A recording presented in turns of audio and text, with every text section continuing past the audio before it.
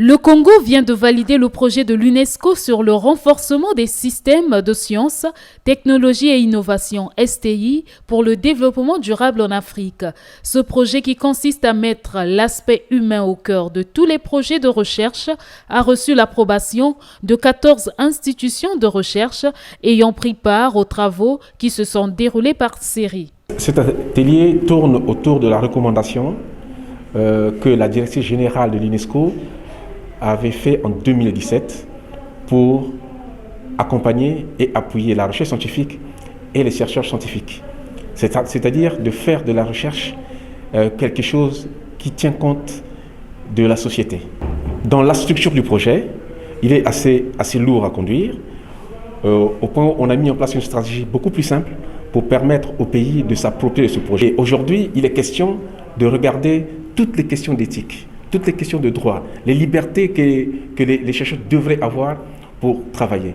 Et ces éléments, ce sont des éléments qui intègrent en fait la préoccupation que l'UNESCO a présentée au niveau des pays africains.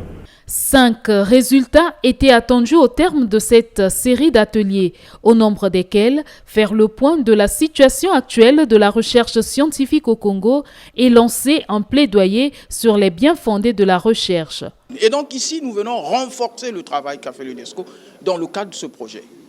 Nous amenons les éléments nécessaires à affirmer en fait notre candidature à ce projet.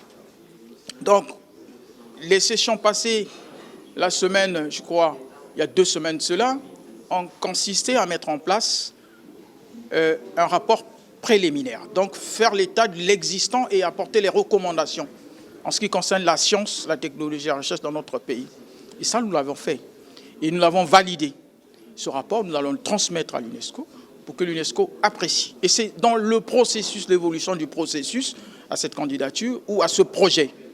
Et donc, le deuxième atelier, celui de ce jour, consistait à affiner le travail de ce qui s'est passé il y a 2 semaines et à commencer à mettre en place le plaidoyer pour expliquer dans notre pays, à nos autorités, à la communauté scientifique, à la société civile, l'importance de la science et l'intérêt d'appuyer la science pour que la science vienne participer au développement de notre pays.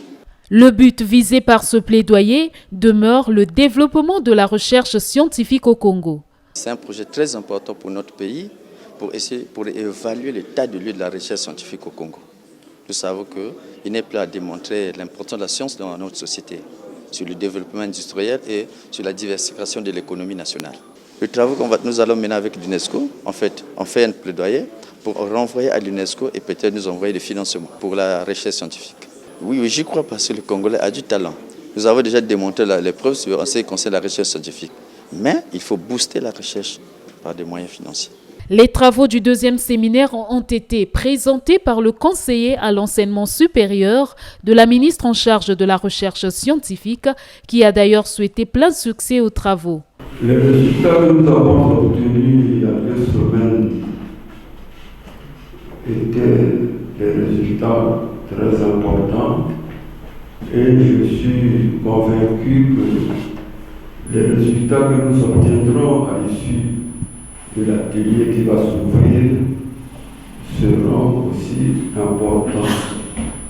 C'est pour cette raison que je vous exhorte à un travail assidu, sérieux, comme vous l'avez fait il y a 2 semaines. Le projet Renforcement des systèmes de sciences, technologie et innovation STI concerne 6 pays africains, dont le Congo, seul pays de l'Afrique francophone. Il est financé par la Suède.